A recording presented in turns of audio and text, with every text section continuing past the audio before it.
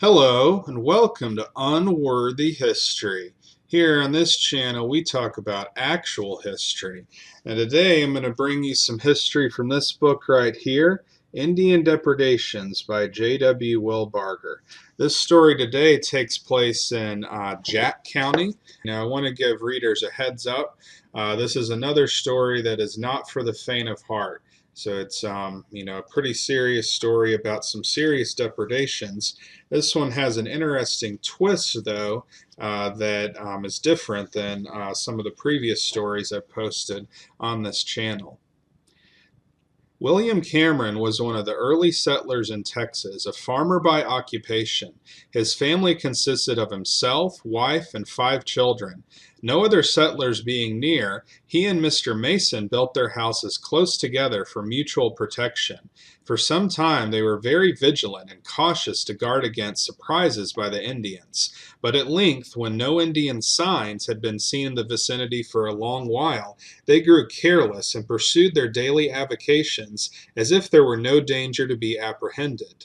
In the spring of 1859, while Cameron and his son, a lad of some 16 summers, were at work on the farm, the first intimation they had of danger was when they found themselves attacked by a large party of Indians. The father and son attempted to run to the house some 300 yards away, but were shot down before they had proceeded very far. Mrs. Cameron, seeing from the house the perilous condition of her husband and that he was attempting to reach the house, seized a 6-shooter in one hand and her baby in the other with the intention of going to him. But finding the weapon unloaded, she turned back and attempted to conceal herself in the cow lot. But the Indians had discovered and followed her. They treated her in a most brutal manner, splitting her head open with an axe, but left the little child beside her unharmed.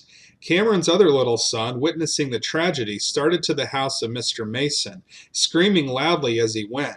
Mason, hearing his screams, took up his gun and ran towards the child, but before he could reach the lad, the Indians had overtaken him, speared him, and left him for dead. Mason made several attempts to shoot at the Indians, but his gun was out of order, and it failed to fire. Mrs. Mason, seeing that her husband's gun had failed to fire, ran towards him with a box of caps, but before she could reach him, he was dead and scalped, and a few moments afterwards she and her little 2-year-old child were also killed. Having ransacked both houses, they left, taking with them one of Mrs. Cameron's children, a little girl of 6, and the baby 2 years of age they left unharmed, a thing very unusual. The little boy, whom they had left for dead, reviving, glanced at the horror spread around him and then started to the town of Jacksboro, 10 miles distant, to carry the news. But he could not go more than a mile owing to his weakness, where he sat down by the root of a large tree and died. The Indians on their retreat met a party of Californians who, seeing that they had a white child prisoner, determined to rescue it. The child was tied on the horse behind one of the Indians, the horses of the Californians being fresh, and those of the Indians pretty well broken down. They were coming up with them rapidly, when the Indian behind whom the child was tied cut it loose and let it drop to the ground. The child was unhurt, and the Californians, having gained the object of their pursuit, did not follow the Indians further. But now to return to the first portion of our story. The bodies of Mrs. Cameron and Mrs. Mason, as well as those of the others killed by the Indians, remained unburied and undiscovered for 2 or more days. A Mr. Flint, who happened to be passing Cameron's house, seeing no one about, went in and found the little girl sitting on the bed crying. The little creature was nearly starved and could give no information as to what had become of the rest of the family. The baby, by the side of its dead mother in the cow lot, hearing Mr. Flint talking to the child in the house, cried aloud for assistance, lifting up her hands in piteous appeal, but would not leave the decaying body of her mother. Neither child had tasted food for 3 days. They were taken care of, and the bodies of the unfortunate persons were buried. These 2 families, living as they did 5 or 6 miles from any other, will account for the fact that their deplorable condition was not discovered sooner.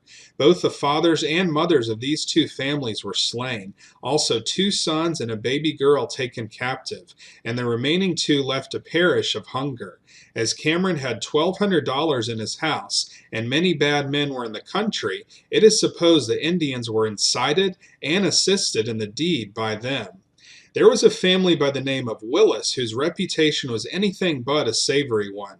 There were 6 or 7 grown men in the family, and from the reputation they bore in the community in which they lived, it seems that there was no crime too heinous for them to commit.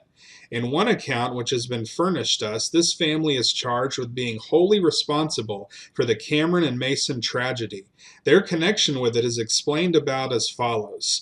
It seems that the Willises in some way had ascertained the fact that there was a considerable amount of money stored away in the house of one of these families, and in order to get possession of it, they went to a camp of Comanche Indians and persuaded them to assist in the proposed robbery and murder of these 2 families.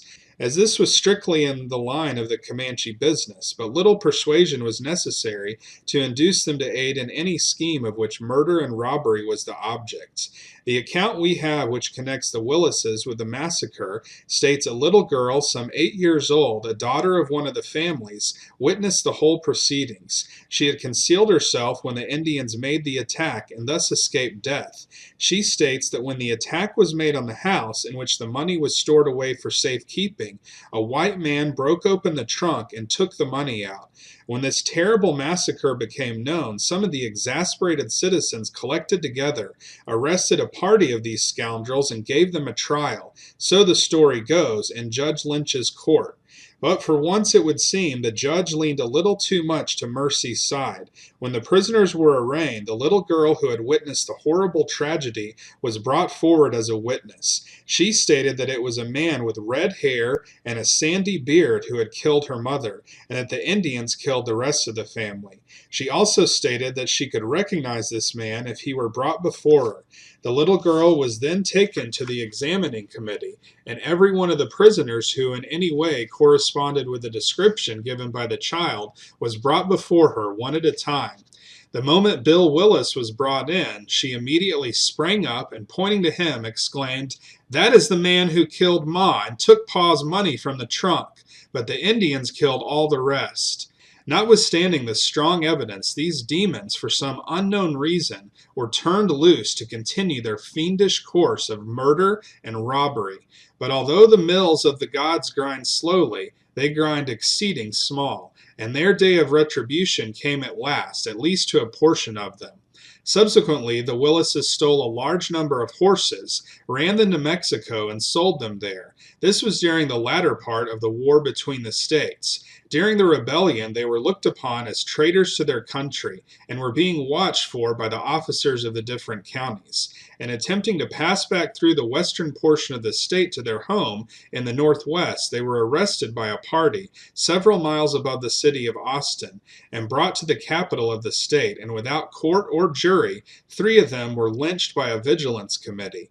Many of the old citizens of Austin well remember the finale of the Willis brothers, and for aught we know, there may be some yet alive of the old residents of the city who could tell, if they would, the full particulars of the last moments spent on this earth by these assassins.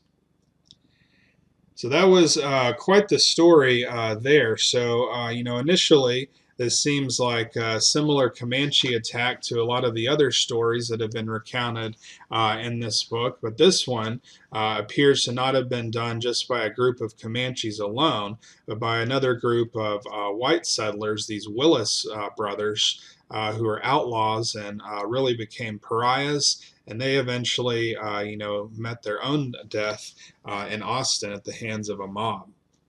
So if you want to hear more stories like this, then be sure to like and subscribe, and we'll see you next time on Unworthy History.